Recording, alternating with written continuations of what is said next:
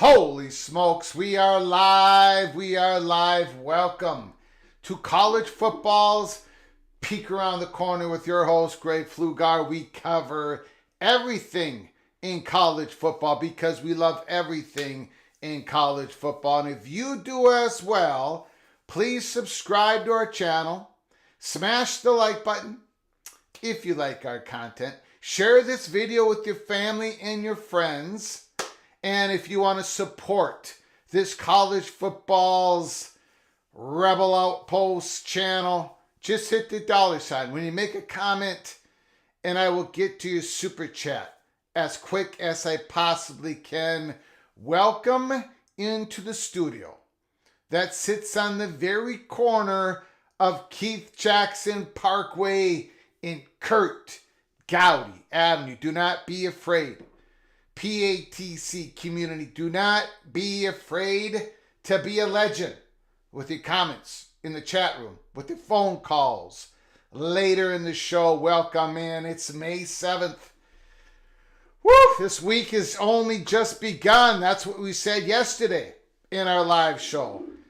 The ACC drama continues in the courts. The ACC finally filed a motion to dismiss in Pickens County. And then Judge Cooper finally files his rulings that were made on, April 9th? I believe April 9th.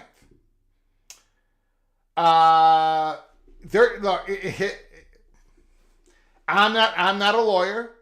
I'm not the brightest bulb in the refrigerator, but I know where every refrigerator is located in any place that I step through the front door. But I don't know.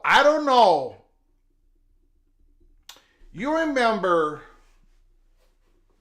man, I wish I looked at Google and found this quote, but you can do it for me if you want. But it was before Florida State filed. It was in the summer of 2023. And Jim Phillips, the ACC commissioner, was discussing in an interview, and he did it more than one time. He said this more than one time in more than one interview. Jim Phillips used the phrase, we are building, or we have constructed, or we have the ACC fortress. You remember he used that phrase, fortress? This is at the time right after the voting, or right after they voted in to get Stanford, California, and SMU into the conference. Jim Phillips says we have built our fortress, something like that. My question to Jim Phillips is, have you built your fortress in the courts? Because to protect your fortress, you got to be able to knock down all. There's only 2 schools so far that have filed. But man, it is getting awfully complicated. It is getting awfully complicated for the ACC in protecting their fortress. And I want to say one other thing. I'm just throwing the comment out there. We've got a stacked show, I promise. I promise we'll get to everything because we cover everything in college football. We're not going to be able to quite get to everything, but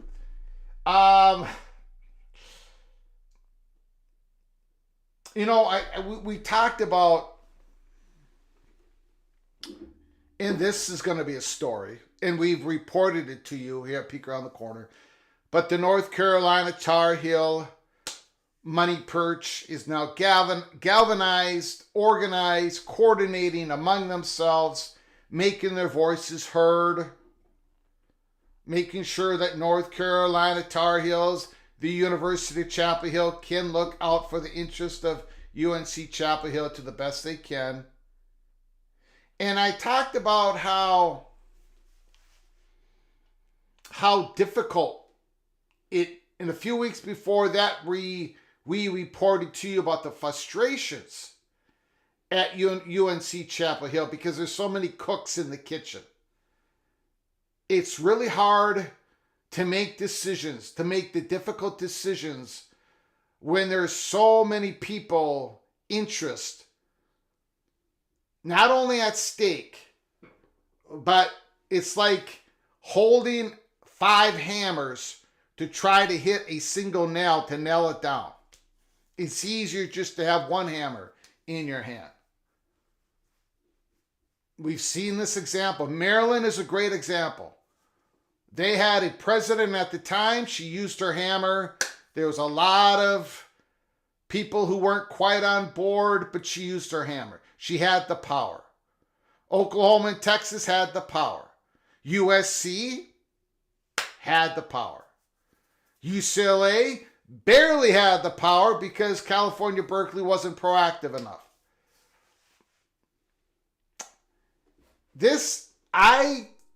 In a weird way, I'm also connecting the issues of North Carolina, UNC Chapel Hill, not to be able to litigate, instigate, settle anything in regards to the ACC without the Board of Governors doing, but I'm connecting that issue, that problem, with the problem of Jim Phillips.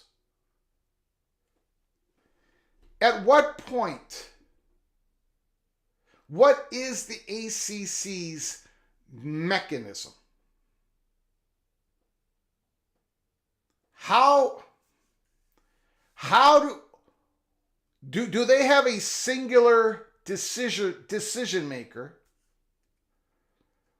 in Jim Phillips who could possibly build consensus, have discussions, communications, or do you think he's already doing that with other ACC institutions that won't be able to get to the Big Ten or the SEC? They don't have the opportunity. They may have an opportunity to jump to the Big 12. But who is telling Jim Phillips, maybe it's time to go to the negotiation table? Is there only one entity, ESPN, that has the ear of Jim Phillips? Is there any other way that they kind of can consolidate among the ACC leadership, the schools that are not Florida State, UNC, Clemson? Is there any way for them to say, okay, maybe this is the time, and this is how we're going to do it. This is how we're going to. And to flip the coin, is there some faction in the ACC that is absolutely dead set against negotiating with Florida State or Clemson until the year 2030, 2031, 2032? Is there a faction? I'm not saying that there is. I'm not saying that there isn't. But is there a faction that has told Jim Phillips, under any circumstances, do you settle? We're not going to give you the internal power to do it, whatever. So that's what I'm thinking. And that's what a few other people that I talk to are thinking. It's like, we understand Florida State's decision to file the lawsuit. The motivations, risk-benefit analysis, the leadership. Richard McCullough, Peter Collins, the board, they were all on board. It was pretty easy for them to do it. Clemson, we understand it. They did delay it. But they spent a lot of time thinking about it, and they went at it differently than Florida State. They just didn't copy and paste Florida State.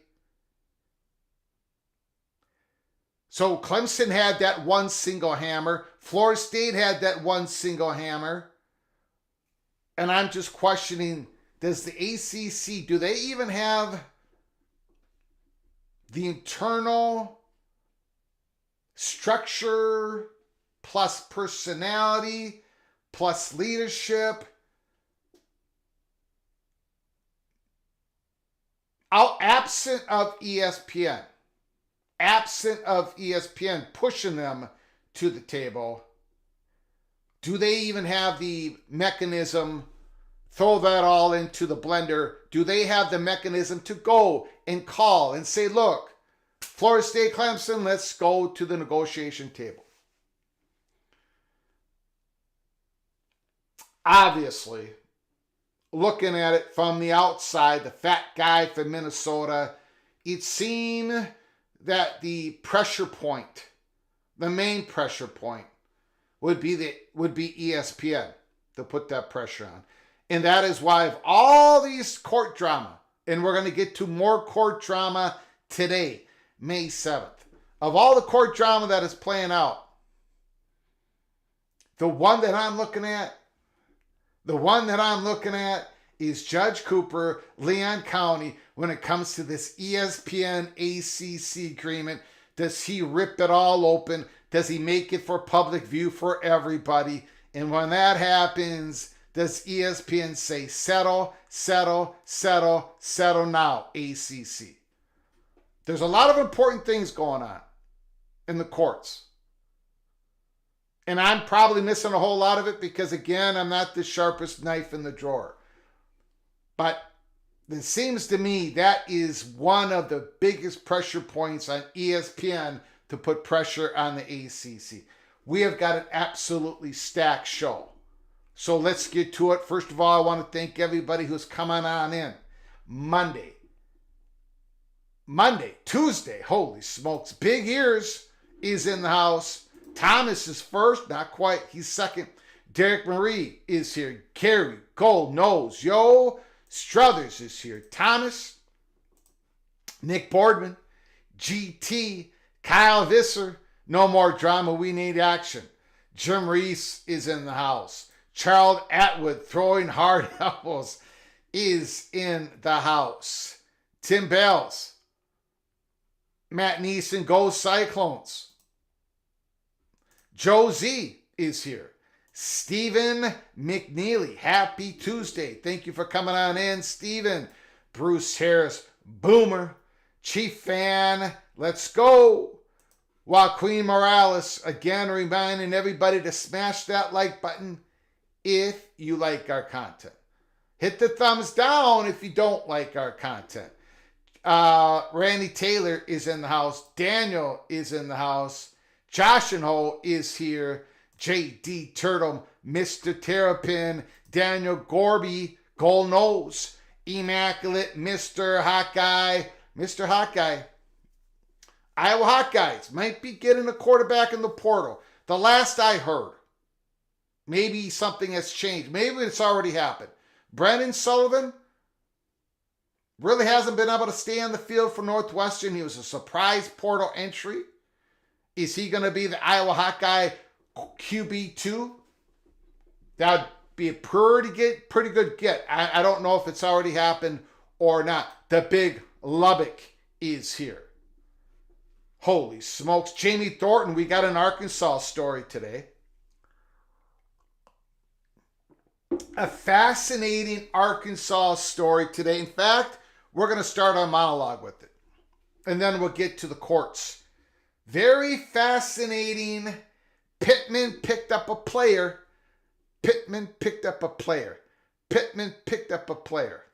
Yes, he did. In the portal. Pittman picked up a player in the portal, and holy smokes, I was not expecting this story to pop up today. Adam is in the house. Go Black 45, it's time. It's absolutely time for another PATC live show. BR 7062 is in the house. Larry the GM. OJ. Ricky's in the house. Chad Bracey is here. Humble Bumble Duck is in the house. Thank you, Humble Bumble Duck, for those kind words. For the Canes, let's go Canes. FSU 11 is here. Legal Gators. Don Scruggs, Mr. Georgia Bulldogs. And we're going to be looking at, real quick, real quick, the Heisman odds from DraftKings. We're going to be doing that in our monologue. And look at who is number one. Not just on my list. He's not just the chalk on the PATC Sportsbook board. Any given Saturday Sportsbook. He's also number one on the DraftKings board. Very interesting. Ryan Brooks is in the house. John Dry, Mr. Clemson Tiger DP is here. Front Runner is in the house. He's in the studio. Holy smokes, we got a lot of people at the beginning of the show. We haven't even cranked it up yet. I got to go through this faster. My goodness. Peter Shields is here. Almighty Finn is in the house. Crab Cakes and Football. Another Terrapin is in the studio. Andre King watching from Wisconsin. Thank you, King, for coming on in. Sparty is in the house. And Anthony Carlson. Coy. Clemson alumnus. Richard L. Colorado Buffalo. The Nuggets are cooked. We'll see now. Look, have they made a decision? Has there been any ruling on Murray playing game 3 after throwing a couple things onto the court? Or the towel didn't quite make it onto the court. but the heating pack made it onto the court. Yeah, I don't know, man. If the Timberwolves can keep this up, they got a shot. If they can keep it up, they got a shot. Now, one of the weaknesses of the Timberwolves, they don't have many, but one of them is their half-court offense. Half-court offense in the fourth quarter. That weakness hasn't come into play. Anthony Edwards is just taking more over the facilitating of the fourth quarter. He has more of that role. During the season, there was sort of he wasn't doing that in the fourth quarter, so he's taken over. So maybe that isn't quite the weakness that it was early in the year, but everything else, they're loaded. If the Minnesota Timberwolves don't win it this year or next year, I don't know. They're never going to win it. They got a shot. Denver had their year last year. It's hard to repeat in the NBA. Now it is. Especially now it is. Wendy is in the house. Let's Florida State and Clemson. Let's go. Jonathan Price is here. Nice for Jonathan Price to come on in. Charles M., what's the word? What is the bird? What is the word? We're going to get to it. Gerald Jones, Mr. Buckeye is in the house. I got the keys. Keith Moore, the Jordan brand, Go Heels. Kerry Gold Nose, holy smokes. Thank you so much, Kerry Gold Nose. That reminds me of something, but I'll get to in a second. Kerry Gold Nose, thank you for those 5 gifted memberships. Your incredible generosity to this channel. Keeping the lights on for us. Thank you so very much. You are here by Cloak and Dagger United once again. DP, Almighty Finn, Skaven, yes, Anthony Carlson, and Xmas Toxie. You are all here by Knighted Cloak and Dagger. Congratulations, you're all members of Early Peak Cloak and Dagger.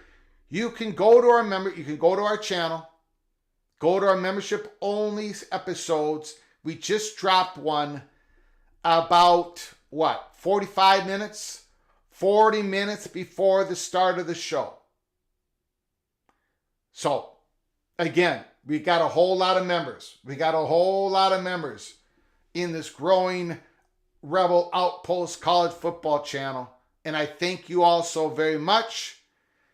Make sure after this live show, the key word is after, go take a look at the episode we just dropped.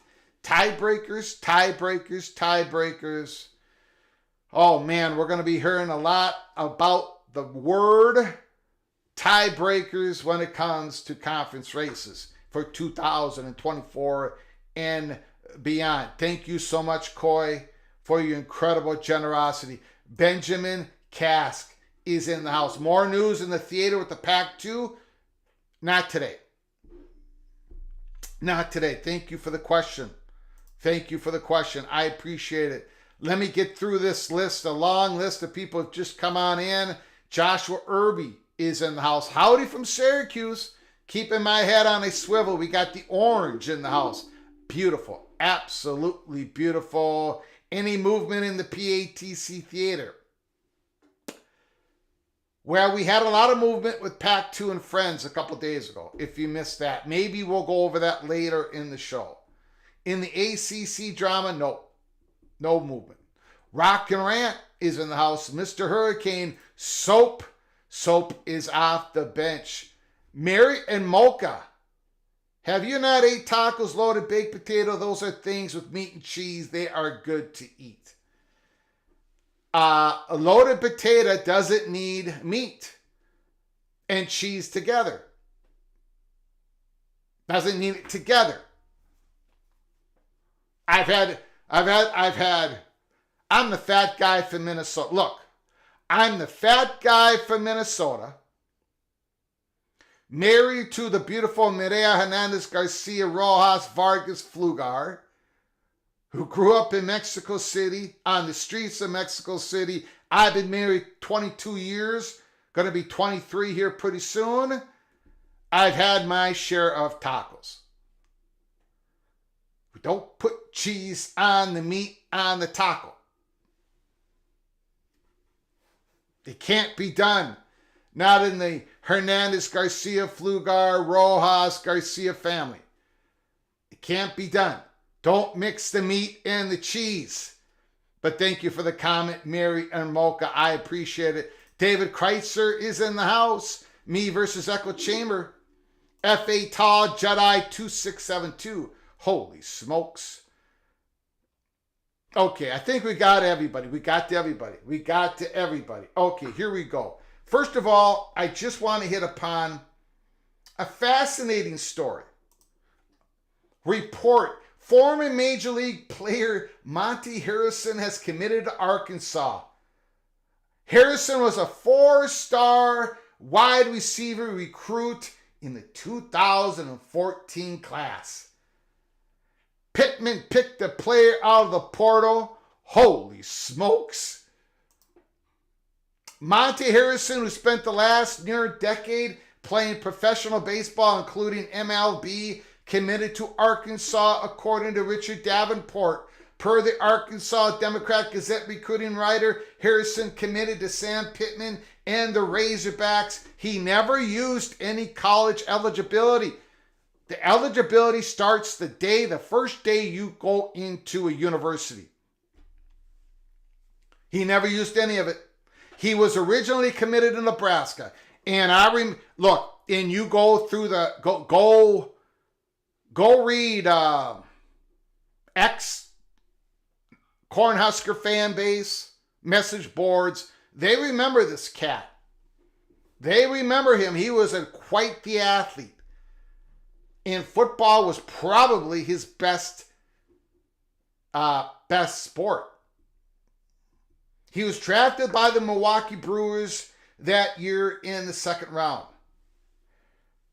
And look, Joe Mauer, who just went into the Hall of Fame. Joe Mauer, incredible baseball player, St. Paul Cretin, Durham Hall here in Minnesota. He was also the number 1 football player.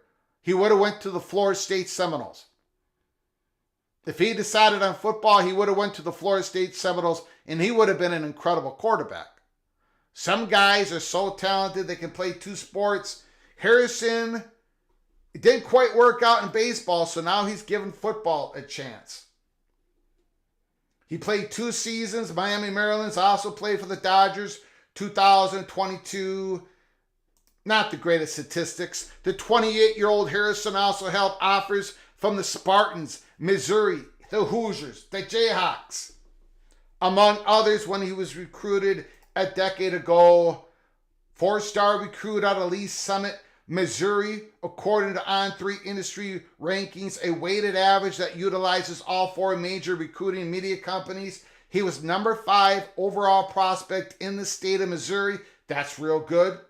The number 50 wide receiver in the class. That's really, really good. And the number 297 overall prospect in the class, 2014, a decade ago. Right? He showcased why he was one of the best prospects in the area. Finished 60 catches, 1,000 yards, 13 touchdowns, almost 200 yards rushing. Pittman didn't want to lose any players during the spring window. Pittman might be too nice a guy. Pittman might be too nice a guy in this cutthroat business of college football now. Pittman did not want to lose any players during the spring window, but acknowledged it happened. He also knew he'd gain some as well, perhaps not quite like Harrison though. And finally, in the article, we don't want to lose any of our players, Pittman said of the spring portal in April. And I had a talk with our team and I said, hey, we just don't lose anybody. And we don't add anybody, and we're going to have us a fine football team. So the number one thing is I don't want to lose anybody. Well, until we get contracts and everything, it's going to happen. Anyways, I thought that was a fascinating story. Monty Harrison now committed to the Arkansas Razorbacks. What do you think? What do you think? Honestly, what do you think? Can he make it happen? 28 years old? Pro-dairy protest turned at Pack Theater has turned into a full-blown riot. We are not anti-dairy here at Peek Around the Corner. To my friends to the east, to the state of Wisconsin, we are not anti-dairy. We are definitely not anti-meat. We are anti-meat and dairy marrying each other on every meal you eat in front of you. You've all been cheesified. The cheesification of America has taken over. Meat and cheese is a marriage made in heaven. That's what's been pushed into you. All that propaganda over and over and over again. It shouldn't be happening. Okay. Now, we've got a couple big things that happen. Number one, let's take a look. Let me pop up this. Let me see if I can get this so people can actually read it. Memorandum in support of motion to dismiss Clemson University versus the Atlantic Coast Conference. This is in Pickens County. The Atlantic Coast Conference finally files a motion to dismiss Clemson's University amended complaint. Again, we're not going to go through the whole thing. I think you guys all get the argument. Clemson ACC was formed in Greensboro, North Carolina, 1953. One of its charter members has been Clemson, who's been an active member in business affairs of the conference for 71 years. It voted to increase the withdrawal payment under the ACC's constitution.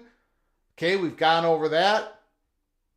Now, in 2016, Clemson and the other members executed an amendment to the grant of rights extending the term to transfer through 2036. When this amendment was accepted by the ACC, Clemson's president was the chair of the Council of Presidents.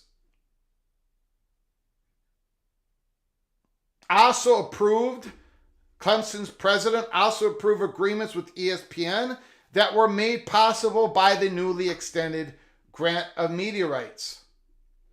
After the approval, Clemson's president declared publicly that the grant of rights extension and the new ESPN agreements stabilized the conference for the long term by binding all of the member schools to each other. Clemson now seeks to undo each of the agreements that it signed, wants to claim immunity that it opposed when Clemson by Maryland asked to take back its approval of the withdrawal payment on the theory that it was now a penalty. It does so based on fundamentally flawed reading of the grant of rights, one that ignores not only the scope of the rights it transferred to the ACC, which is what Clemson is going after. Clemson says its scope is limited. The ACC says they are ignoring not only the scope of the rights it transferred to the ACC, but also the plain language of the agreement itself, which unequivocally provides that the rights are irrevocable through the end of the term 2036, regardless of whether a member institution withdraws from the conference.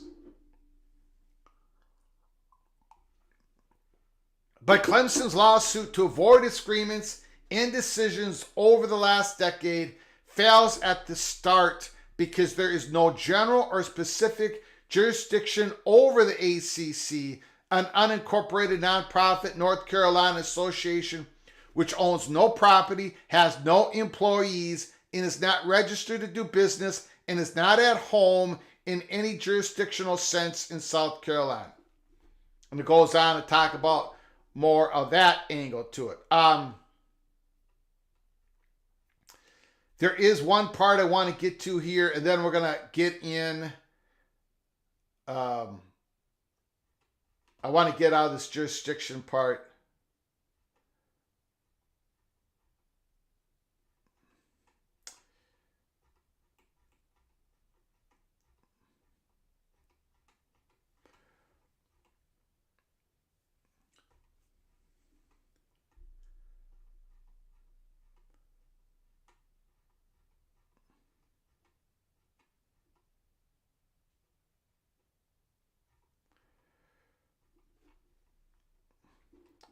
Okay. Again, it's 24 pages. You can take a look at it. This is Matt Baker's. This is Matt Baker's.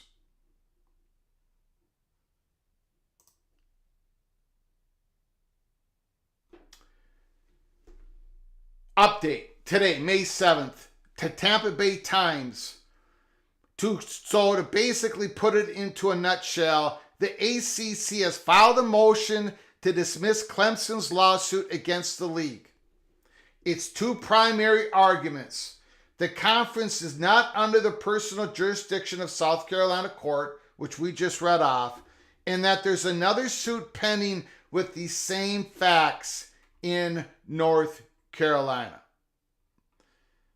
However, Clemson is not arguing the same facts. That is one of Clemson's motions, their pleadings.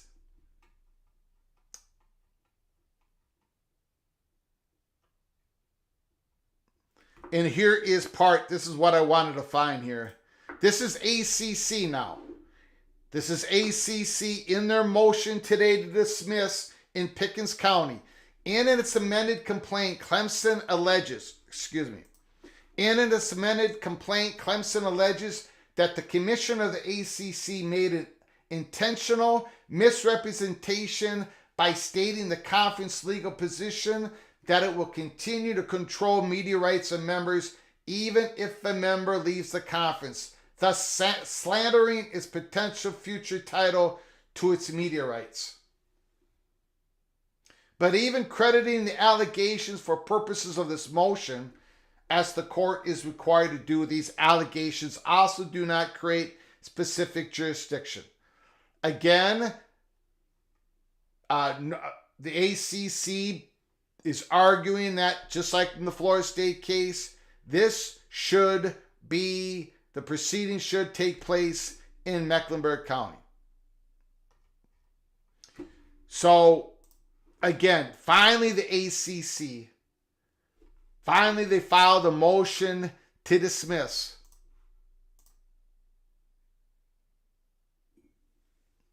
In Mecklenburg County. Now, but that's not all.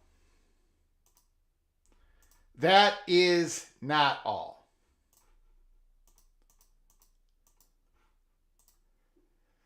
We have a 10-page document in the Circuit Court of the 2nd Judicial Circuit in and for Leon County, Florida, Judge Cooper. He finally put down in print, he finally made it official, the order of denying ACC's motion to stay in Leon County. It dropped today. This cause came before the court April 9, 2024 at the hearing on defendant Atlantic Coast Conference motion to dismiss or alternatively to stay. Only alternative request relief of a stay was heard at the time, and this order only pertains to the motion to stay. The court, having reviewed the motion to stay response and other filings submitted by the parties, having heard argument of counsel and otherwise being fully advised on the premises, denies the motion to stay for the reasons stated on the record April 9, 2024, including as follows. The ACC argues this action should be stayed in favor of its earlier filed action in North Carolina against Florida State Board pursuant to the principle of priority. In general, where courts within one sovereignty have concurrent jurisdiction, the court which first exercises its jurisdiction acquires exclusive jurisdiction to proceed with that case. That is called principle of priority. And he goes on to mention all these court cases arguing that direction is not abuse when additional factors or circumstances which would also warrant a denial of stay by trial court. I find, based on the record and within the court's discretion, that there are additional and, in fact, extraordinary circumstances warranting denial of the requested stay. Specifically, and this is where Judge Cooper starts laying the hammer. He lays the big hammer at the very end of this 10-page document, and we're going to get to it in a little bit here. Specifically, I find the North Carolina action to be anticipatory filing done in express anticipation of the Florida State Board's lawsuit in Florida. In that anticipatory filing is in the nature of forum shopping that cannot be supported with a stay of these proceedings. In addition, the North Carolina action was brought in a foreign state against a Florida sovereign entity. Again, that whole Florida sovereign entity, which Judge Cooper talked about off the cuff, on record during the April 9th, April 22nd meeting, he also kind of used that Florida sovereignty, sunshine laws. Again, Judge Cooper is a problem for ESPN. Eventually, I think he's going to become a big problem for ESPN and thus become a big problem for the ACC. In addition, the North Carolina action was brought in a foreign state against a Florida sovereign entity, another additional circumstance. Finally, I find that other factors such as locations of witnesses and evidence and applicable law do not tip the balance in favor of a stay. Okay, I'm going to skip that part, I believe.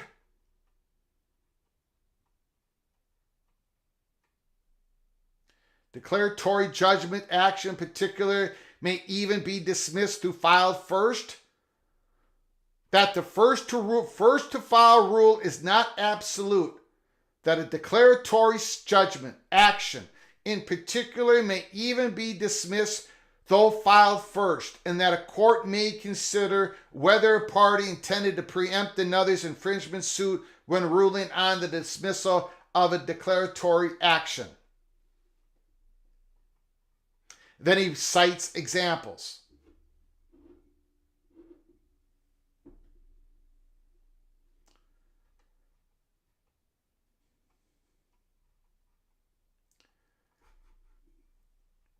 Then he gets on to this. In the instant case, the evidence shows, this is Judge Cooper, Leon County, the evidence show that the ACC filed its declaratory judgment suit in North Carolina in anticipation of a next morning filing in Florida by the Florida State Board.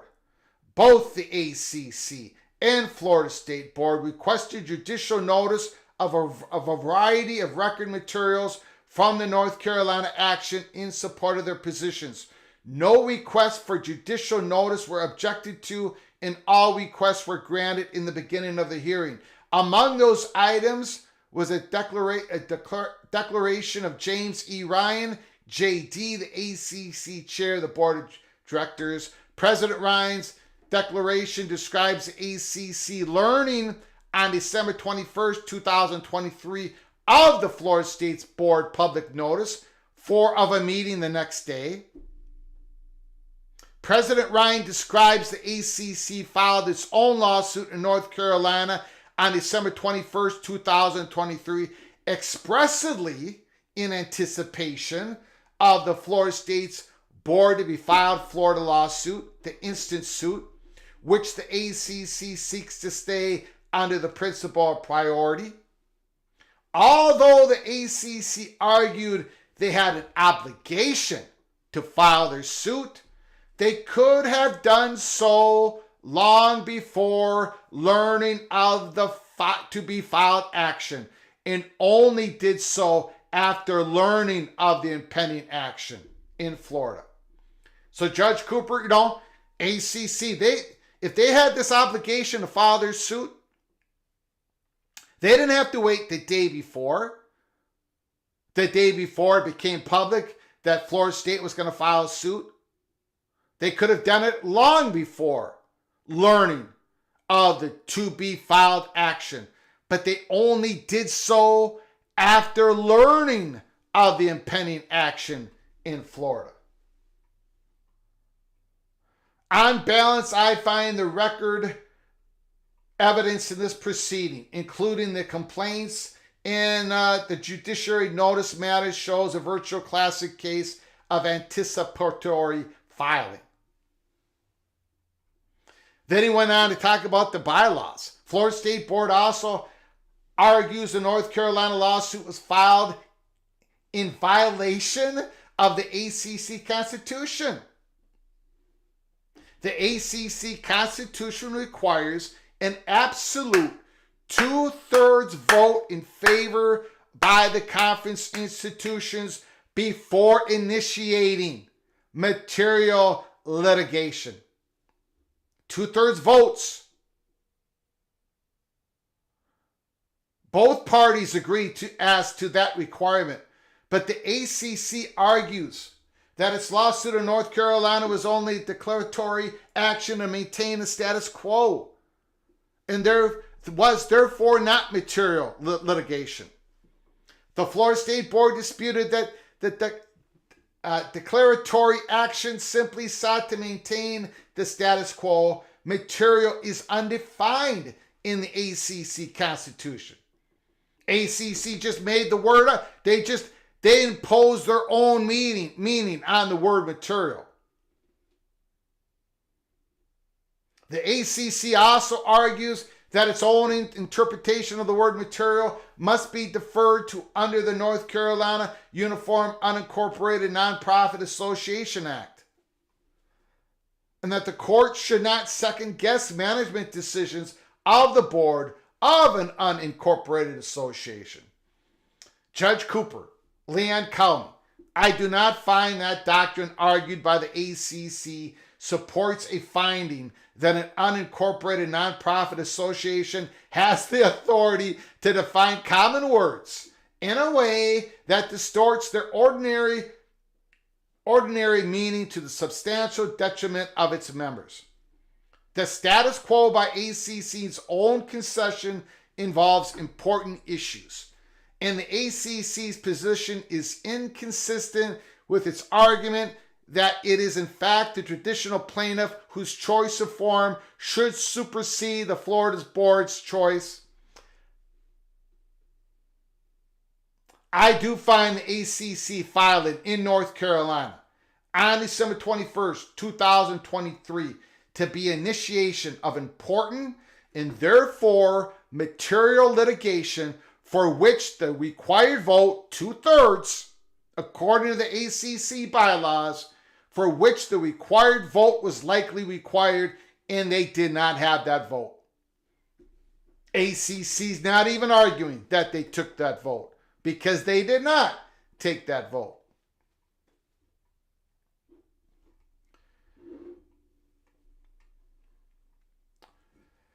I skipped some more part. I can't read the whole thing. I skipped a few more paragraphs. Judge Cooper today, Leon County. I also find the factors other than the priority rule support the denial of stay in the case. For instance, there are significant questions about whether a sovereign Florida entity can be sued for breach of contract and damages in another state, and whether the sovereign immunity can be deemed waived under the state's law. And then he cites some examples. I don't know. I think Judge Cooper is going to be a major, major problem for the ACC. The Florida State Board has raised issues about whether the ACC's claim of ownership of Florida State's media rights to its home games post-exit from the ACC would involve a taking by the ACC of property owned by sovereign Florida entity. Similarly, there are significant state interests as to whether the subject matter constitutes property of the state of Florida. I find that these issues directly affect Florida more than North Carolina because potential Florida, not North Carolina, properties and monies are at issue. I think Judge Cooper is going to be a major problem for the ACC. I'm going to keep saying that. I think it's becoming quite clear. You better pick out that mediator. Remember, we reported to you earlier last week, according to the court records in Leon County, the mediator that ACC and Florida State is trying to hire for the mediation, they pushed the deadline. They're trying to figure out a mediator. We'll see what happens with that. Florida State is a Florida State entity and is directly funded by the state of Florida. I take judicial notice that the Florida legislators provide state funds to state universities in Florida. There's a whole sovereignty issue here that is, I got a feeling that it's going to bring it on home for Florida State. Also, Judge Cooper makes it perfectly clear here, and we'll get to it in a moment, that he's got no problem having this proceed in the state of Florida. And if it doesn't, if it doesn't win the race to judgment, so be it. So be it. Drama. Pressure on the ACC. You better get to the negotiation table. There is also an issue of whether the grant of rights were ever ratified by the Florida State Board. To me, this is Florida State's weakest argument. Just my opinion. This is their weakest argument. They don't need to win on this argument. They're just, I don't know, they're just putting it out there. Maybe they truly believe this. Maybe this is just another arrow that they can shoot at the ACC. There's also an issue of whether the grant of rights was ever ratified by the Florida State Board, and whether that argument has been weighed by the university's receipt of money in the past. Both sides make arguments that are better made in connection with potential summary judgment motions.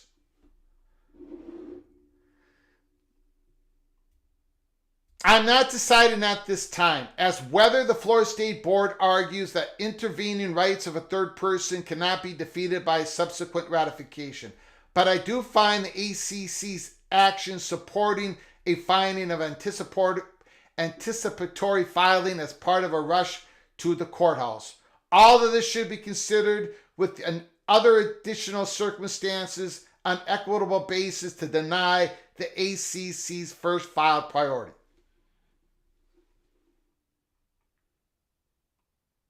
And now this is to me, and we'll get to your comments and phone calls here in a little bit, I promise you. To me, this is the money shot of this motion. This is the PATC money shot of this whole drama being played out between Florida State and ACC. But you got to add in Judge Cooper, because I think he's a big believer. This is my take on it. I'm not a lawyer, but I think Judge Cooper is very pro, very, very, very pro having the ACC ESPN contracts put out not only to all parties, obviously, but put out to public view. That's my take on it right now. There is also an issue of whether the subject matter of this case constitutes property of the state of Florida and whether certain documents, particularly ACC, ESPN contracts, are Florida public records. As discussed at the hearing, Florida law provides significant public access to documents shared with state entities. He said that. He said that directly, and I can't remember if it was April 9th, April 22nd. He said that directly. He said that indirectly. He said that when they weren't even talking about this issue. It was almost like he was making sure the ACC lawyers that they knew where Judge Cooper where his core is on this issue. Didn't make a judgment, didn't make a ruling on this issue, but he let everybody know where he stood. In my opinion, once again, as a non-lawyer. As discussed at the hearing, Florida law provides significant public access to documents shared with state entities. I do not find that the issues in this case are of local concern, particular to North Carolina, Mecklenburg County. They are relevant to the other states where the ACC has member institutions throughout the eastern United States. Another which has sued South Carolina in a concurrently unresolved matter and metrics of impact on the conference and other than the locations of schools, as alleged in plaintiff amended complaint, suggests a particular concern in Florida. Florida hosts 2 member schools. Florida State by far the most lucrative for the ACC, as alleged in the amended complaint. There's only one reason. There's only one reason one would engage in forum shopping, and that's because the party believes the forum shopped is better. That's why forum shopping is condemned in all these cases, including cases from Florida. The ACC also argues that choice of law provisions required application of North Carolina law, but I do not, Judge Cooper, Leon County, Florida, but I do not find the fact that North Carolina law may apply to some of the questions raised by the complaints in this proceedings militates in favor of staying in this case. 3 states so far. 3 states are involved in similar proceedings, so that a unified result is not readily apparent by staying in this matter. And this court, as many do, regularly applies the law of other states to issues determined in Florida proceedings. The ACC also argues that witnesses and evidence are centered in North Carolina. Witnesses are likely in multiple states, and many are likely to be in Florida. Some will likely be located in states of other conference institutions. And the purported location of electronic documents or emails in North Carolina in today's world are little reason justifying staying in these proceedings. The location of servers hosting digital evidence are virtually irrelevant given the lightning speed of electronic communication. On the other hand, the Florida State Board appears the natural plaintiff is located in Leon County, Florida, and absence a true showing of waiver of sovereign immunity for foreign venues is susceptible to suit only in Leon County, Florida. In fact, there is a substantial risk that the terminus of the North Carolina proceedings, even after the potentially protracted litigation at great expense to both parties, is reversible on appeal and dismissal for lack of subject matter, jurisdiction, and light, and back to square one. In other words, Judge Cooper is saying that this, what they ruled in Mecklenburg County, in my estimation, you let me know if I've got this wrong. He thinks that thing's going to get reversed. Is reversed on appeal and dismissal for lack of subject matter. Such risk is not presented by these proceedings in Florida, where Florida State Board has waived suit for contract claims like those made by the ACC. On balance, none of these cases cited by the ACC as supporting application of the principle of priority come anywhere close to the facts alleged here and the record. None of the cases that the ACC used to support their argument on principle of priority, jurisdiction, who gets the venue, however you want to call it, come anywhere close to the facts alleged here and the record, including the ACC's own sworn affidavit showing a night before filing an express sudden knowledge of an impending lawsuit.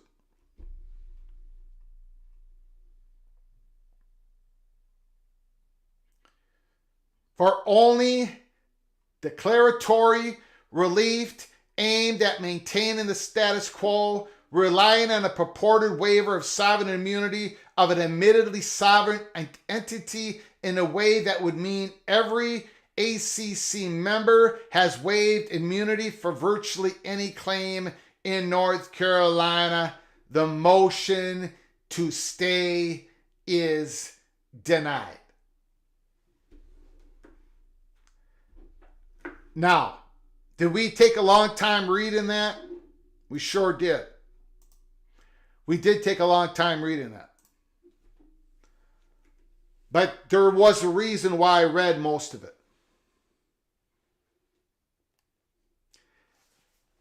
Judge Cooper ain't having it. I think, he wants us to go to mediation, right? He wants people to negotiate. I think this, I'm not a lawyer. Tell me I'm wrong. Go ahead. But I think this is just finally written it up, right? The decision that he had made weeks ago, he wrote it up. It dropped today. Motion to dismiss is denied in the Leon County. But he came at this. When he's in the court, when we're doing a live show, a live stream inside Leon County, we did it on April 9th, we did it on April 22nd, and we're going to do it whenever the next hearing is in Leon County. When he's sitting there behind the desk, he comes off as an old country bumpkin judge. Doesn't quite understand, right? The issues, kind of, what explain that to me again. I can't find it in my papers. My computer's not working. He is Lieutenant Colombo. But suddenly he asked that question in the hearings in which people go, whoa, Judge Cooper does understand what's going on. And his ruling and how he wrote it, the language he wrote it,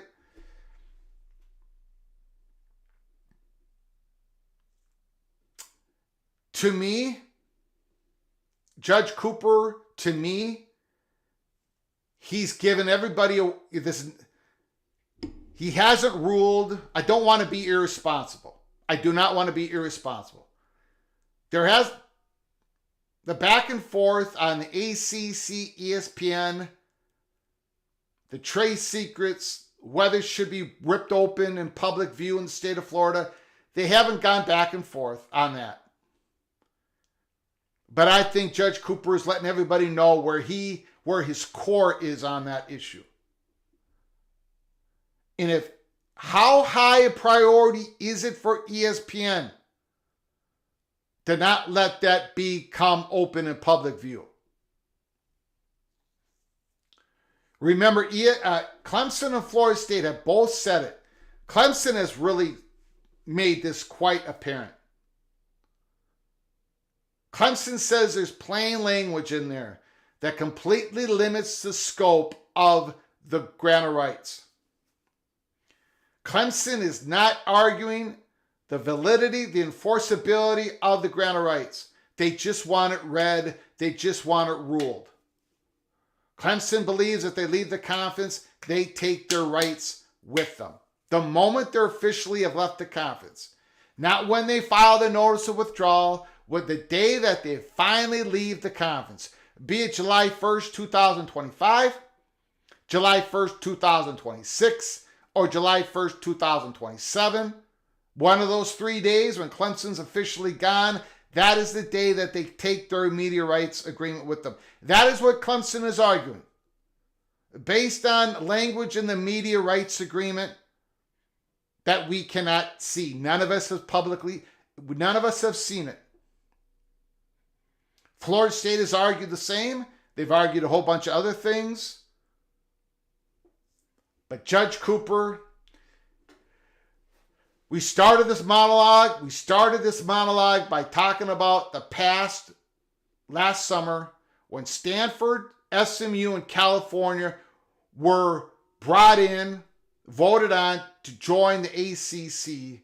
And Jim Phillips says we are protecting our fortress by adding members now. Protect your fortress and do not get blown out in the courts, Jim Phillips, because I think that could very well be happening. Get to the negotiation table. How they do it, how it starts, we also talked about that at the beginning of the monologue because I think it's an important subject to talk about. Do they even have the infrastructure? Do they even have the decision-making ability to do it without ESPN being the ones to tell them to do it? We're going to open up the phone lines. Opening up the phone lines, super chats, everything else. We have other stuff to talk about, but I'll get to it here in a little bit. 763-260-1333. The phone lines are open. And look at this. Whoops. Don't look at that. Hold on.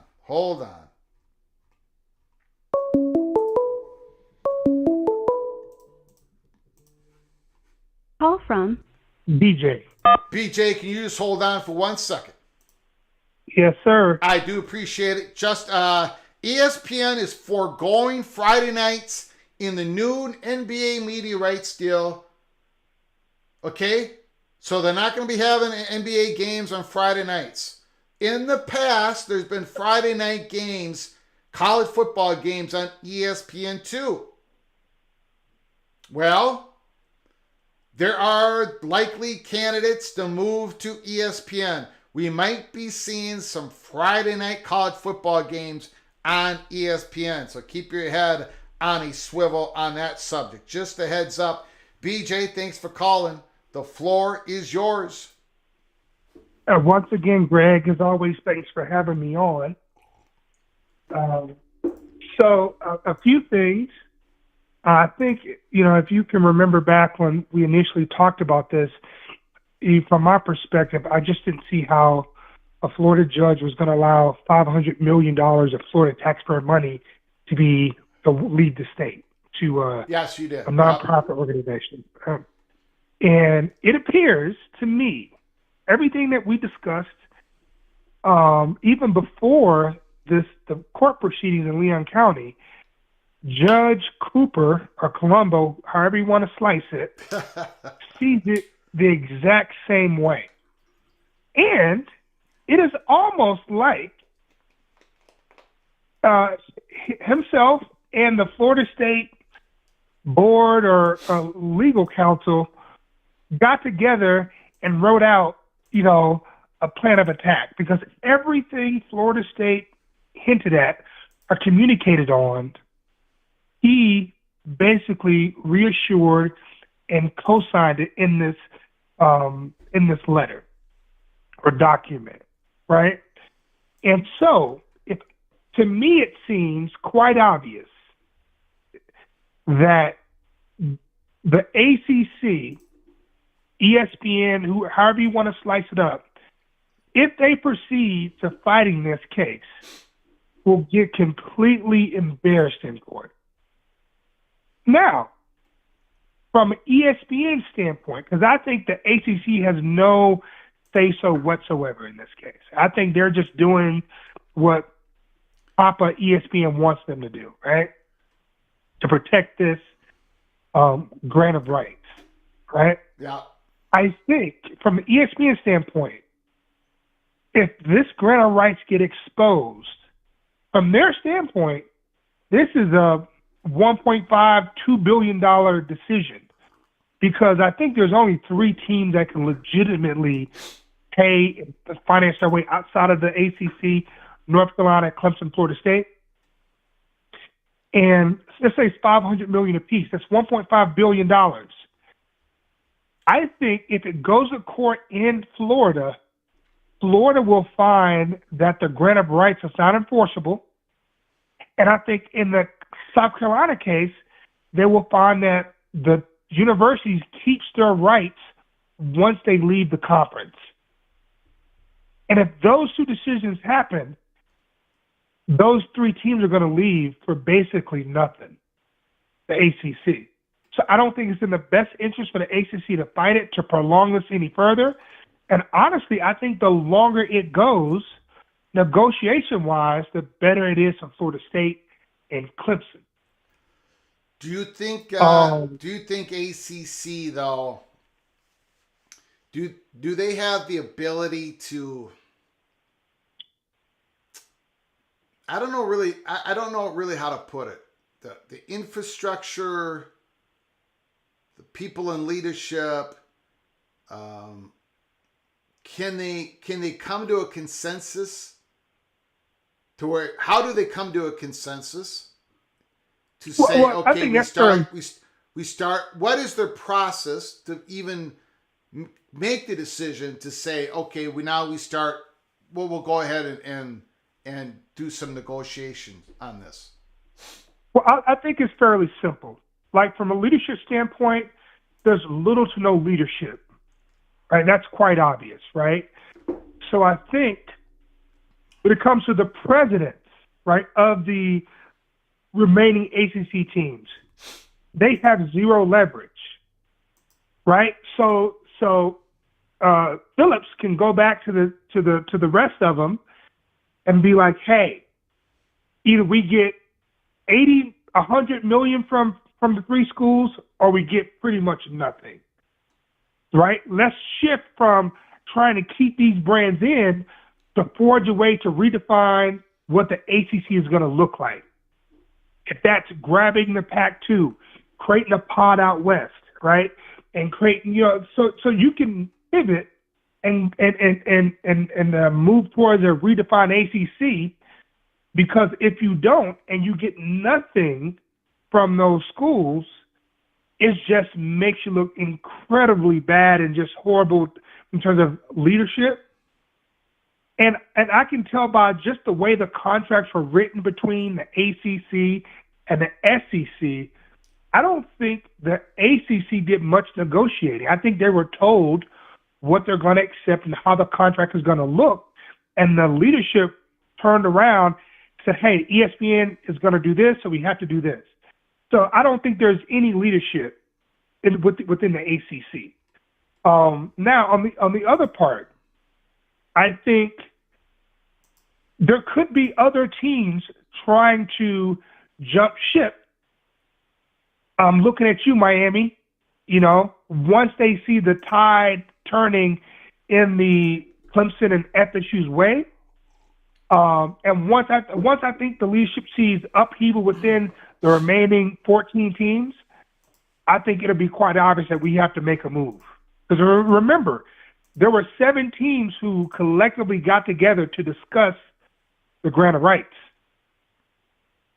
So I think between now and August, there will be 2 to 3 more, reports of 2 to 3 more teams, having a difference of opinion on what this ACC lawsuit is going to look like. Mm-hmm. Does that make sense? Yeah. So, but if I'm Florida State, whatever I have to do, and I know Florida State and Miami they have rivals. The fact that Miami greenlit a lawsuit against Florida State.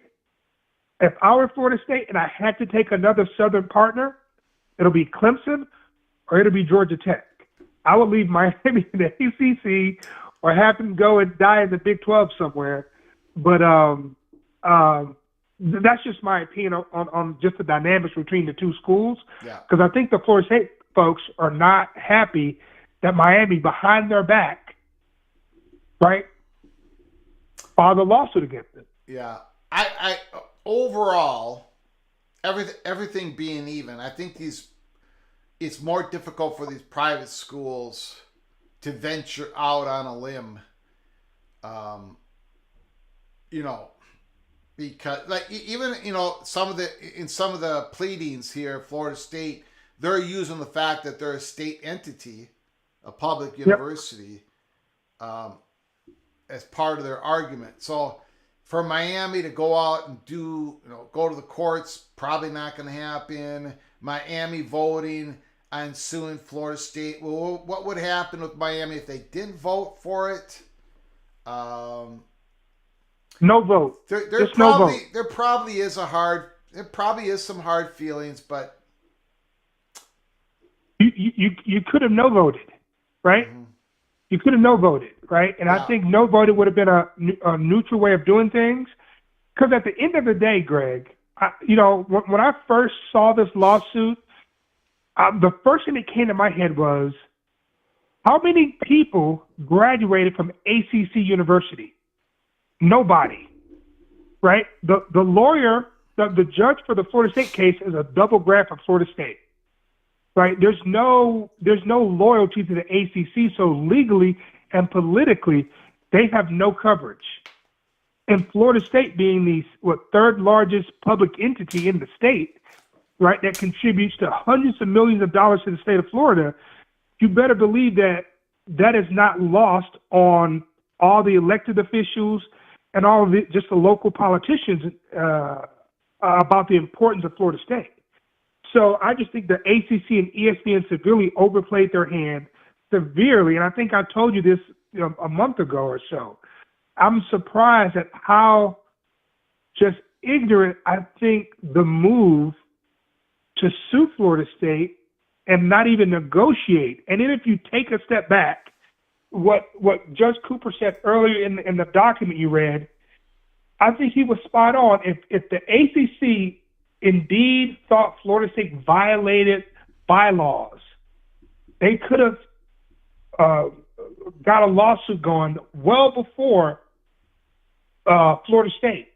But I think they waited, they plotted, and once they saw Florida State was going to take action, then they took action. To me, that was crystal clear that it happened. Proving it came to be harder to prove it in North Carolina, but I think the folks in Florida saw it, as clear as day. But I don't want to take up too much of your time. I just wanted to kind of get my opinion out there. And as always, you have an amazing show. I check into you every day. You're my first listen pretty much when I get home. I appreciate it. You have a blessed day, Greg. Thank you for those kind words, BJ.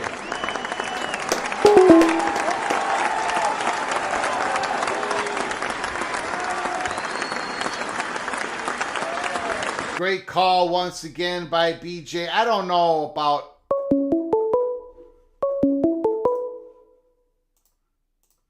Call from Crab Cakes and Football. Crab Cakes and Football. Can you hold on one moment, please? Yes, sir. I do appreciate it. I don't know, Georgia Tech also voted to sue Florida State. I'm not sure how, I don't know how much that's going to play a part in any of this. And in no disrespect to Florida State, but they're probably not going to be able to choose their traveling partner. That's probably not how it's going to work either. In fact, I would be very, very shocked if they would be able to choose their traveling partner to the Big Ten. This is big money decisions. This is future Big Ten, future SEC.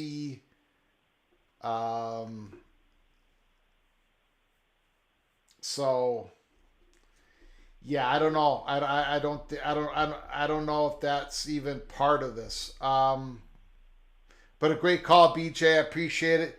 Crab Cakes and Football, Mr. Turpin. The floor is yours. How you doing today, sir? I'm doing great.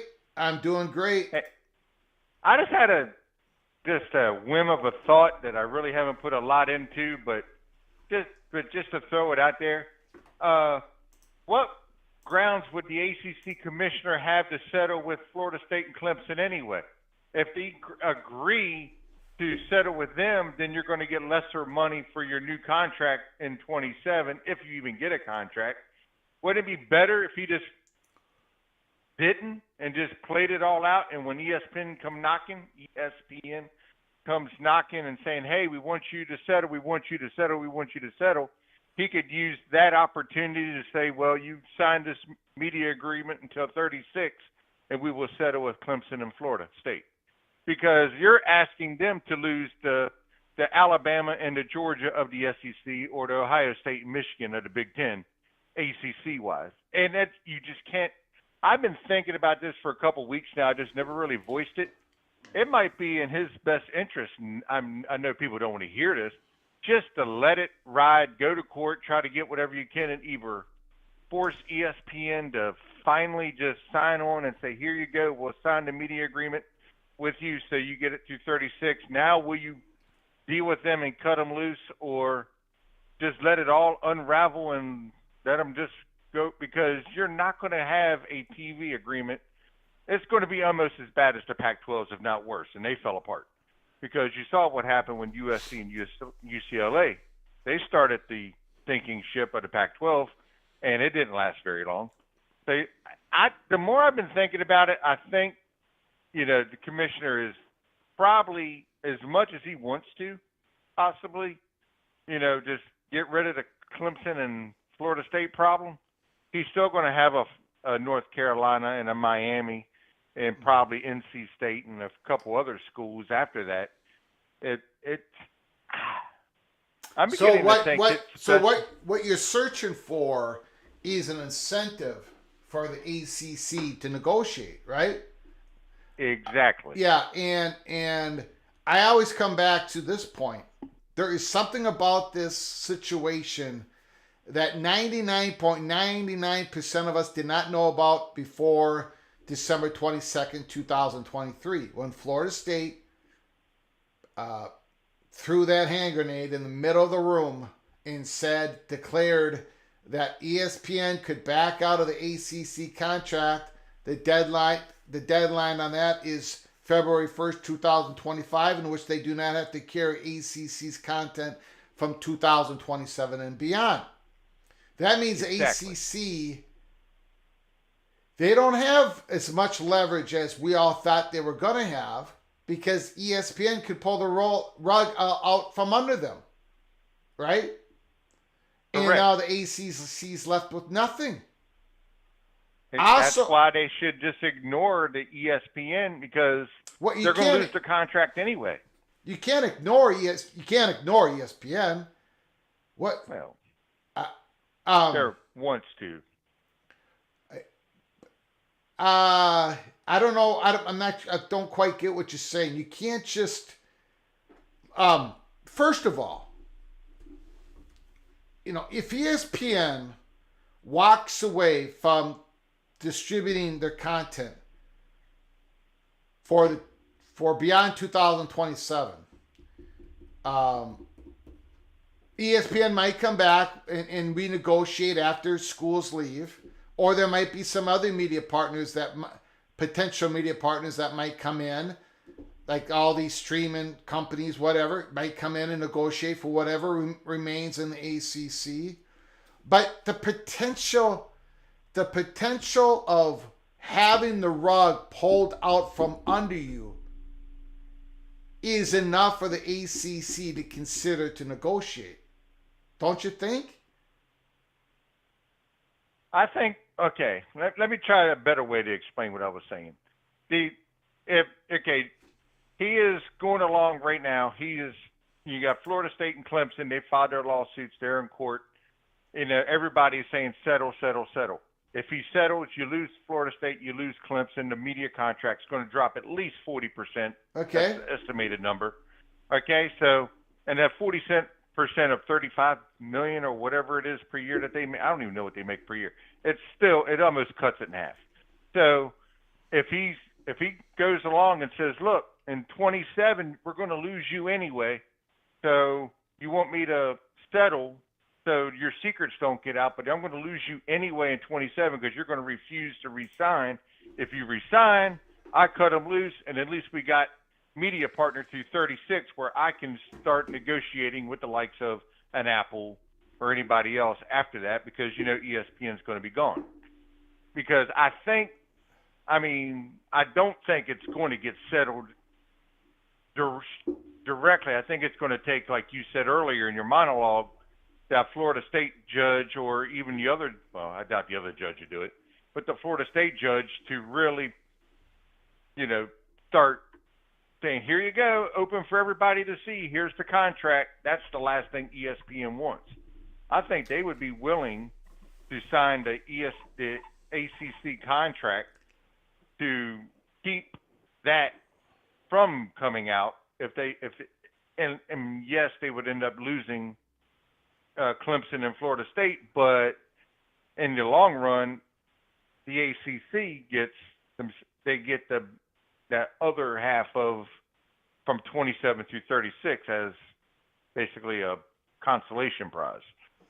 So well, they potentially, but they also might potentially be able to pocket Clemson's a bunch of money from Clemson, a bunch of money from Florida State, a bunch of money from North Carolina, a bunch of money from Miami, and now you got a bunch of money plus some sort of contract that they're going to have 40, 50, 60% less than what they're making now. It all depends on what that money number is, right? Correct. And I'm coming at it from that I think that Florida State and Clemson are going to get out of this thing scot-free if it keeps going. I think, Well, then that would mean that Florida State but that would mean the ACC would want to settle then. You think. started by saying you don't think the ACC should settle. I don't think they should. But, because they're going to lose anyway. They're going to lose either way. But at least the other way, they're going to get an extension on their contract. The judge is going to rule in Florida State and Clemson's favor. I think everybody has pretty much come to that. So, maybe they settle, but I would be surprised if they did. So, I know it's a little curveball from me because I've really been thinking on this for a couple of days. That's why I really haven't called. So have yourself a good one, sir. All right, appreciate it. Crab cakes and football. Not a problem. Mr. Terrapin.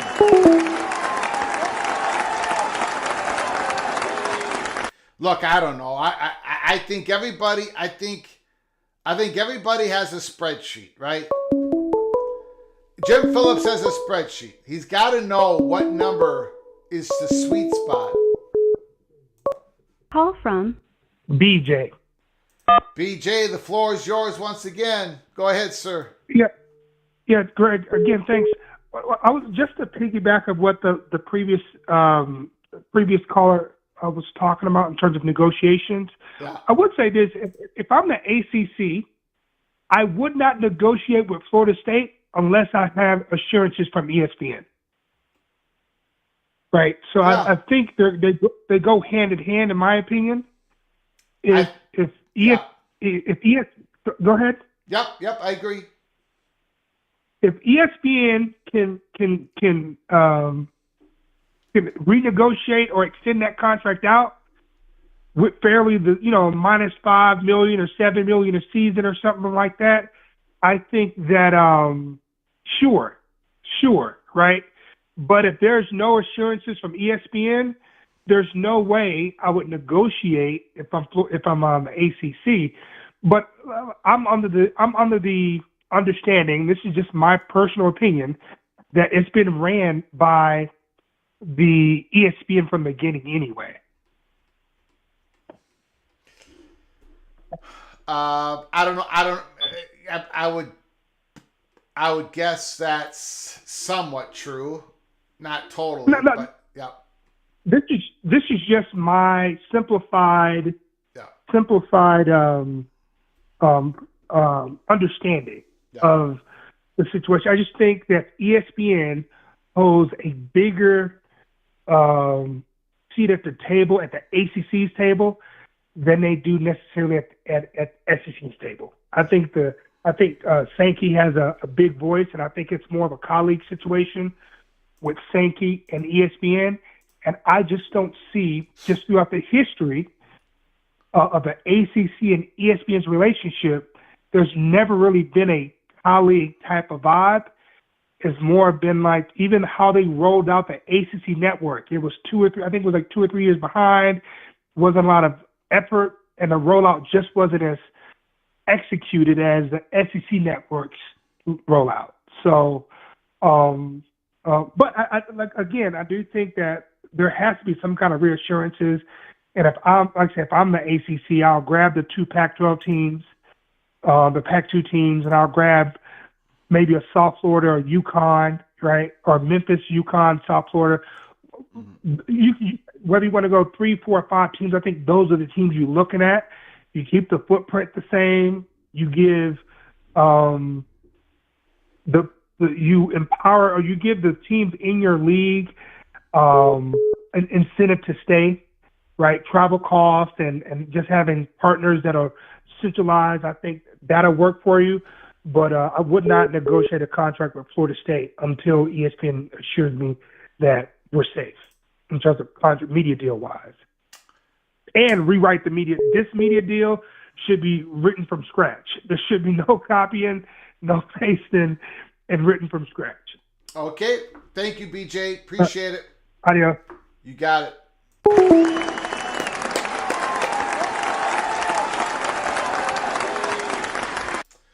Morris Simmons, Florida State will be out before July 1st. I think that is basically impossible for that to happen.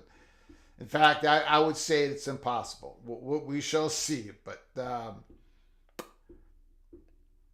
now, even if there was a settlement tomorrow, I don't think that's possible for Florida State to be out by July 1st. Call from ABO Prep Course 100. Soap, can you hold on for one moment, please? Absolutely. Again, today, if you just join us, PATC college football's 2 big motion to dismiss in Pickens County by the ACC, and then Judge Cooper, State of Florida, Leon County, officially filed his ruling on April 9th. Very dramatic day. If you missed it, go to our start of our show, and we went through the court cases in pretty high drama. I think Judge Cooper's making it pretty clear to everybody where he's standing. And I think the biggest, most important part of any of these pleadings in any of these 3 states is the hint, the wink, wink of Judge Cooper willing, able to make that ACC ESPN media agreement be out in public view. He has not made a ruling on it. They haven't even had an argument on it. But he's commented on it so much. And again, today in his ruling about other issues, I don't know. I think that could be the one piece that moves ACC into negotiations. Just want to show, before we get to Soap's phone call, want to show DraftKings Heisman odds. Carson Beck in Quinn Ewers, number 1 on the list, plus 900. Now, Carson Beck is my number 1. PATC's number 1 on the Heisman watch list. Dylan Gabriel, to me, that's a little too high. That is a little too high. But anyways, Jalen Milroe, number 4. Will Howard, number 5. I think that's a little high. Jackson Dart. Garrett Nussmeier, that's definitely too high. LSU Tiger fans telling me I'm crazy. I got to see it first, man. Nico, the redshirt freshman now. Cam Ward, Avery Johnson, first year as a starter, along with Nico. He's pretty well up there. Jackson Arnold, finally going to start for Oklahoma at the start of the season. Riley Leonard, who's trying to come off that injury, that ankle injury, going to be the starter for Notre Dame against Texas A&M. Noah Fafita, Arizona. Cam Rising, trying to come off from an injury. Brady Cook should be a lot higher than this. Holy smokes. Luther Burden, they've got some weapons in Missouri. Brady Cook should be way up there. Jalen Daniels, Shador Sanders, and Connor Weigman. You guys know I'm a big fan of Connor Weigman. Don't think he has the wide receiver room to be in the Heisman race. We shall see. Soap, thanks for your patience. The floor is yours. First, I'll take the 101 flyer on that kid from UT Manning. In the event that Ewers is injured, he might just end up doing something special. Now, I know that's a long shot, but that's why I would take it at 100-1. Greg, I've been pretty consistent with you from the get-go. Yep. That for the last 20 months that I think this thing's going to end up with a dissolvement of the ACC. I was stunned. I really was stunned with the ruling today from South Carolina. They did not address at all anything in that motion to dismiss about the declaration of definition of whether the terms stay with the school or not, or the grant of rights stays with the school or not. They addressed it only by saying that they didn't agree, or they didn't believe that they were saying the truth or not the truth when the commissioner spoke. But I'm reminded of the old adage: when the facts are in your favor, you argue the facts. When the law is in your favor, you argue the law. All they did was argue that South Carolina has no control over them whatsoever, and that's the only thing they can hang their hat on. And if the judge rules as requested by South Carolina, that he gives a definition that the grant of rights go with the school when they leave. That's specifically what they asked for in that. When they brought that aspect of defamation, they said you're lying. They didn't even address that. If he agrees with that before the 30th of July, there is no reason whatsoever why anyone should pay any money to the ACC to get out. And my simple question for you, Greg, is why did they come up with the idea for the Magnificent Seven? And why didn't they take one more school, 8, when Louisville said they wanted to join?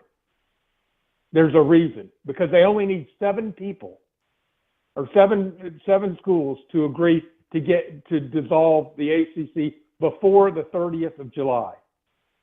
If they are assured that they can leave with their grant of rights intact by this definition ruling, that it looks like now the judge is probably going to make this ruling. What do you think, Greg, in the next couple of weeks? No. When's What judge make what ruling? The South Carolina judge is going to rule on the request by Clemson to rule on the definition of whether the grant of rights. I think their hearing is July 2nd. No. That's not in South Carolina. That's Florida. The ruling in South Carolina will be in direct response to what was filed today by the ACC. The motion to dismiss is what he will be ruling on. And if he does not dismiss that motion, then he is going to. Yeah, but they got to have a hearing on it. There hasn't been they haven't had a hearing on it. They haven't, there's just been motions, pleadings. There hasn't been in front of Judge Gravely. There hasn't been a hearing on it. Uh, but what they have responded to the request. Well, all right, not to get, let's not get in the weeds here. You're right. But because I'm not a lawyer, but I will say that I don't know. Maybe you're right. I don't know. I mean, because that they did not address it at all, and that's specifically what they addressed in the complaint. They asked the judge to declare that they were falsifying statements. I do apologize. The Clemson in ACC in Mecklenburg County the hearing is set for July 2nd. Right. I don't know if anything that's yet. North Carolina. Yeah.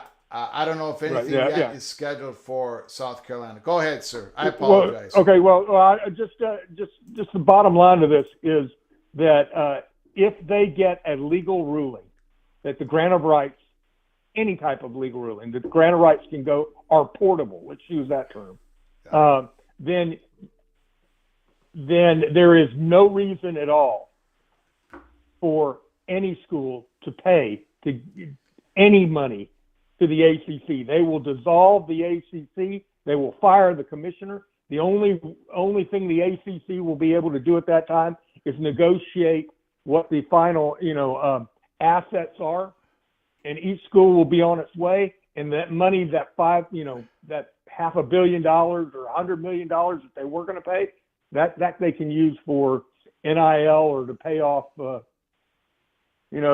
past players or whatever. Because if we talked about it yesterday, they have that agreement where the schools have a right. The ACC schools have been prevented from just having an agreement among each other to negotiate an agreement among each other to split revenue. Specifically, look at the situation with Carolina and North Carolina State. Everybody talks about, well, the Carolina government came in and said you can't make a deal unless for North Carolina unless North Carolina State's involved, right? Yeah. Well, what all that is the same thing that happened with Cal and UCLA, and that's exactly what they're going to do. They're going to co-op all that money together. Those 7 schools are going to be in one group, and some are going to go to the ACC, the SEC. Some are going to go to the Big Ten, and some are going to go to the Big 12, and they're going to pool all their money together, and they're not going to pay one dime, not one dime, to exit the league if it's done before June 30th. And here's the the problem with that, though. The problem with that is, just because they all declare they're leaving, the ACC is going to appeal that. Right? No, they don't. No. That's not illegal. That's not something legal. That's in their bylaws. It's not in their bylaws. Specific. They don't have it in. Wait. There is no dissolution written in the ACC bylaws. I disagree with that. Well, go look at the ACC bylaws. What the theory is, what the theory of dissolution is that 8 schools would vote to dissolve the conference, and in accordance to the state of North Carolina, nonprofit, unincorporated, whatever organization, according to the laws of North Carolina, it only takes over 50% to dissolve an association. They're going by the state of North Carolina, the laws. They're not going by the bylaws. It's not in there. Okay, I read something different than that. So I must have read something wrong. I just read it yesterday. But irregardless of it, none of these schools want to file a notice of withdrawal. They're trying to avoid a notice of withdrawal before they know they can claim their media rights per a victory in the courts or by settlement, because then they're out on a limb all to themselves. They file once you file a notice of withdrawal. I'll show you what it says in the bylaws. Hold on. No, you're right about that. I know. Once you file that notice of claim, then you're no longer part of the to withdraw from the conference, a member must file an official notice of withdrawal with each of the members and the commissioners on or before August 15th. The member will be subject, upon official withdrawal, the member of the subject will be subject to a withdrawal payment as liquidated damages an amount of 3 times. We all know about that. So somewhere between 80 and 120, 130 million, depends on it if it gets negotiated. Any remaining amount due shall be paid by the withdrawing member within 30 days after the effective date of withdrawal. The withdrawing member shall have no claim on any assets, accounts, or income of the conference. So if you go out there, if you got 8 teams to go out there and say, we are dissolving this conference. Yeah, they're not withdrawing. State laws of North Carolina. And there's a difference. Huh? There's a difference between withdrawing and dissolving. When you dissolve, you eliminate the conference. You do not withdraw from the league. You're not responsible for all of those penalties. You have dissolved the entire entity. It's like any other corporation. Every corporation has to have a dissolvement or a disillusionment. Once it's gone, it's gone. Okay, but the ACC is going to immediately say no, and then this is going to go to the courts. Okay. I won't. I'm not going to disagree with you because I thought it was in writing. You're saying it's not in writing. No. So yes, it would go to the courts. Yeah. But it stands a much stronger case of dissolving a corporation. That's done every single day. And if it's a standard operating procedure, then that corporation is dissolved. And the rights of the ACC to come back and hold any of their members responsible for that disillusionment it can't happen, because once they dissolve that conference and the court says, yeah, y'all had the right to dissolve, and you dissolve, then the conference is dead. They got 7 more weeks then, right? That's right. Yeah, that's exactly right. After that, that's the key with them bringing in the 3 new members. Yeah, those guys, they're going to vote against it, and there's no chance. So you got the end of June. That's why I think that decision today was so critical, because if that judge responds to that motion today by saying you did not address the fact that you libeled them by saying something false.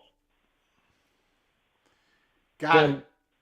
Yeah. Hey, I appreciate the opportunity. Thank you so much, Greg. I'll listen to Immaculate. He's a pretty sharp guy. He probably knows more about this than I do. You got it. Thanks. Have a great day. Great call. Hey, can I say something? Yeah. I really enjoyed the what do you call it? The little tidbit you put out this morning for members on tiebreakers. It was great. Anybody who hadn't read it yet, well, you want to stimulate thought. It was outstanding. Yeah, great thank job, you, Greg. Appreciate it. I appreciate it. Bye-bye. Yeah, if you want... Call from... Immaculate. Can you hold on for one moment, please? Yep. I appreciate it. If you, what Soap was talking about is we dropped an early peak Cloak and Dagger member episode. We dropped it about 30 minutes, 40 minutes before we came on live. So a lot of our early peak members, and we have a ton of them. I think we have over 250 of them right now. If you haven't watched it, go ahead and take a look at it. The word that we're all going to be using during the season, in the second half of the season, is the word tiebreakers. So we did a little bit of that on Cloak and Dagger early peak. If you want to become a member of our Rebel Outpost College Football YouTube channel, go to the description box, hit the link, then hit the join button and become an early peak Cloak and Dagger member.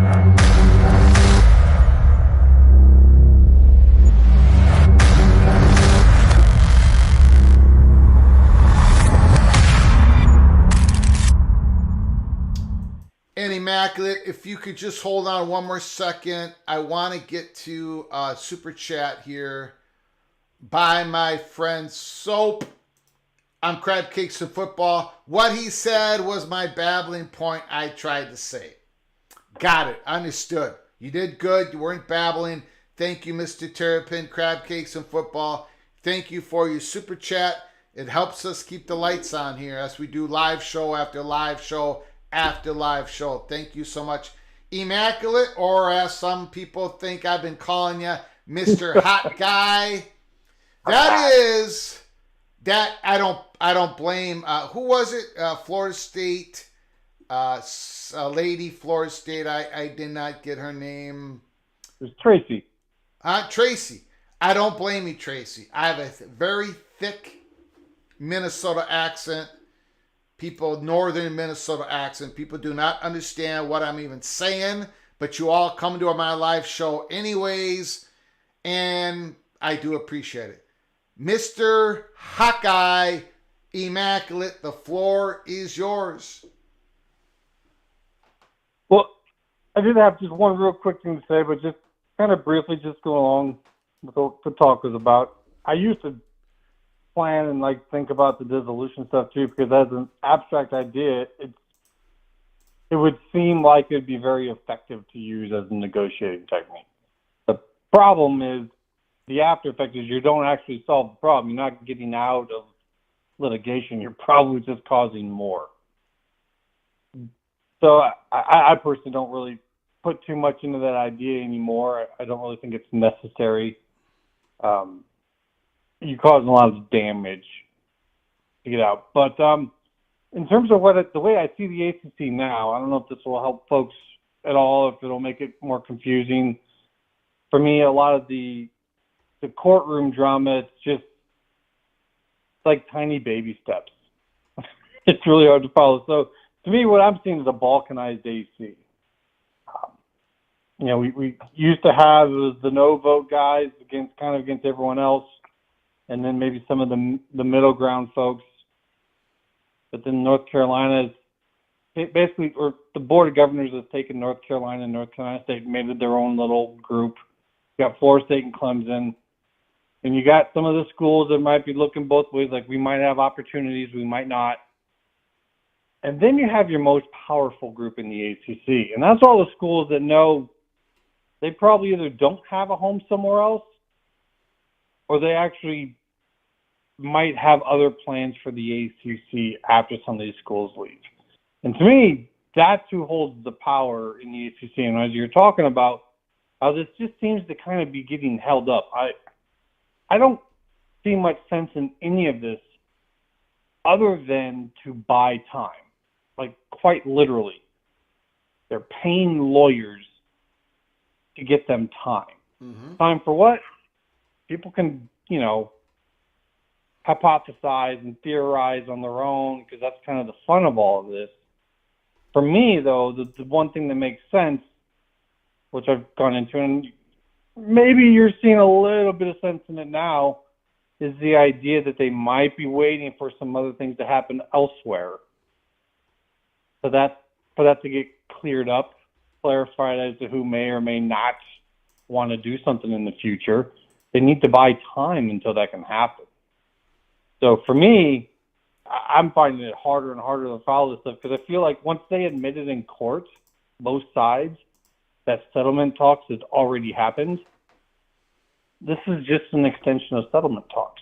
I mean, does that sound crazy to you? No, this is all about settlement talks. Nope, I don't find it crazy at all. And we're gonna keep covering it, even though it's little baby steps, because we learn something. I do. I learn something every time we cover one of these. I think among all of this, Immaculate, and I could be completely wrong, but I think among all of this, the big one is Judge Cooper in his, to me, his core. At his core, he hasn't made a ruling on it. There hasn't even been an argument about it. But at his core, Judge Cooper is a pro yeah, that contract should be out in public view. The ACC, ESPN. And I think when that hits, when the arguments are made, when the ruling is about to come down or comes down or whatever, I think at that point it'll be fascinating to see if there's if negotiations start, finish, or gets resolved or whatever. I think that is the danger point for the ACC. If that contract, that media rights agreement comes up in public view, the trade secrets of ESPN, and then I think ESPN's going to knock on ACC's door and let's get this resolved. That is my feelings on it right now.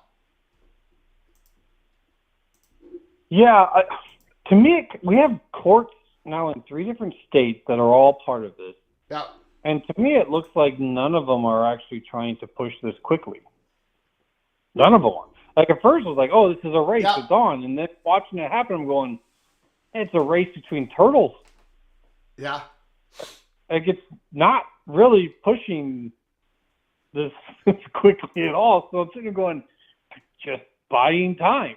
Like even the judge in Florida is sitting there saying, y'all need to mediate. Y'all need to settle. Like we don't want to do this in court. I don't think anyone really wants to do this in court. And North Carolina's not pushing it, and they're supposedly the ones that wanted to keep, holding on to having it there or having the first judgment there. But they're not really pushing fast.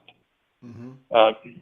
Carolina definitely not. I mean, geez, like they're just like, yeah, we'll just stay back here and watch. We'll push a couple things forward.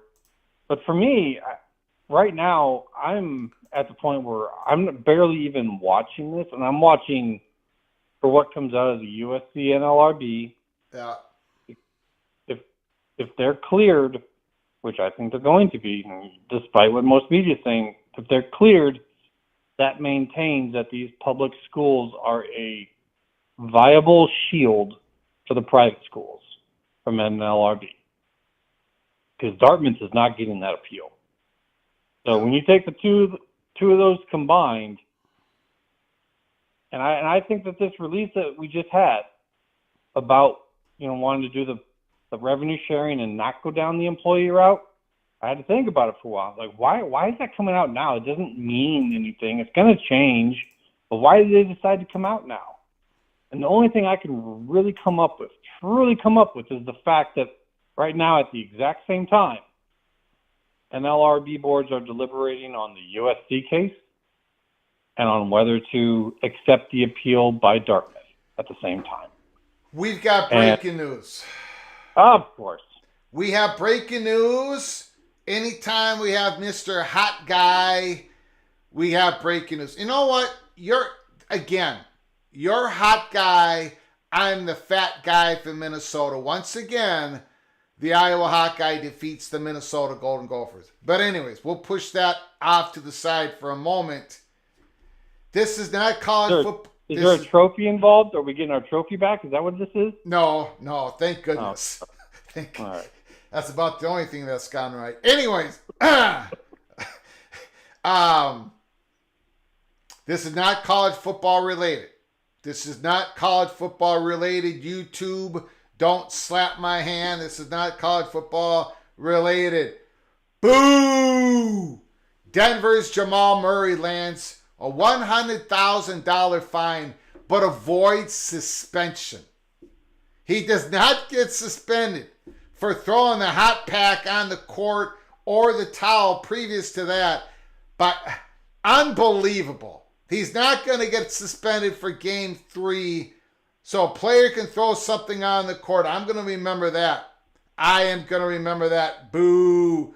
Boo. And I got a question for you, Immaculate. Yeah. Iowa is on the hunt for a quarterback. QB2. Brendan Sullivan, I like Brendan Sullivan. I don't know. We didn't see much of him, but I like him. You're asking me to accept a Northwestern quarterback as the quarterback for Iowa here, Greg. Huh? You're asking me to accept a Northwestern quarterback as a quarterback for Iowa. Like, I'm not really asking you to accept him. I'm just. You're okay, not in favor of this. I mean, if that's what it comes down to, then I guess I just, I'd rather have a jersey with the last name Booty on it. Oh, General I'm Booty? more of a over the Northwestern guy. But, I mean, they do need to bring someone in. I don't think – I am really questioning Cade's health, his ability to make it all season. And you've got a young guy coming up who's had a total of like 1 quarter's worth of play in a game that didn't really matter. So they need to bring in somebody. So if that's all there is, then I guess we're taking the Sullivan. Is there any word that General Booty, Oklahoma, is there any word that he has visited Iowa City? I haven't seen anything like that. What I've seen is there was like a list of 4 schools that he was interested in, and they were, basically like G5 type schools. Some of them were pretty good. But then he did say that, yes, Iowa had reached out to him. Now that's it. He wasn't really going so far as to say anything more than Iowa had reached out to him. So it kind of sounded like he was a little standoffish, which I get. I mean, if you were a quarterback at Oklahoma, you're trying to be part of like a big, powerful offense, and, Iowa comes calling, you're probably not going to be all tickled over that. But with hopefully he'd give him a chance with the new coach, new offense, get in there, at least hear what they have to say. Because if he wants to play in any big games, that looks to me like it's the only option that he possibly has. So we'll see. I don't know. There was talk about Booty to Iowa before any of the recruiting agency groups there said anything about it. So that's been brewing. We'll see. But if there's talk about Sullivan now, maybe they're preparing for Booty maybe to say no. Yeah. And to grab Sullivan as the backup, yeah. Which it is what it is. Yeah. All righty, sir. You guys got a show tonight? They are. I think Oot's doing something. He's got some pretty cool graphics that he's put together. So I think that they are going pretty heavy into that tonight. Got it. Beautiful. Thank you, sir. Absolutely. Have yourself a good night. Good talking to you. Mr. Hawkeye, thanks for calling.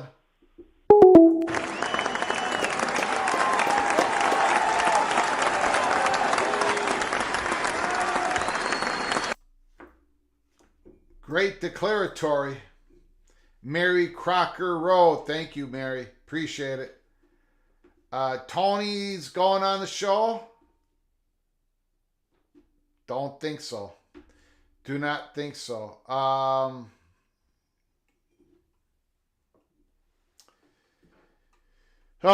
boy. Oh boy, oh boy, oh boy. If you're new to the channel, please hit the subscribe button and open up those notifications.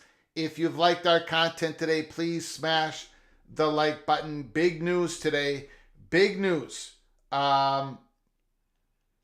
Pickens County, finally, the ACC has filed a motion to dismiss, and in Leon County, Judge Cooper makes his ruling on April 9th. He makes it official in writing. It's quite a read. We went over it. If you missed it, go back earlier in our live show during our monologue. We went over it, basically almost every page of the 10-page document. Judge Cooper, yikes, he's going to be a problem for the ACC, in my opinion. We also had, we did not cover this, Sam Heward, Cal Poly. He used to be a 5-star, started his career at Washington. He's committed. He was in the portal. He committed to Utah. Very interesting developments for the Utah Utes. Sam Hewer, betting on himself, betting he can become QB1 next year. Very interesting.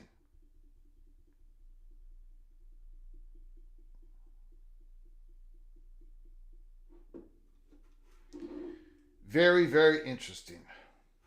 Maybe we'll get to the Holy Smokes Theater later this week.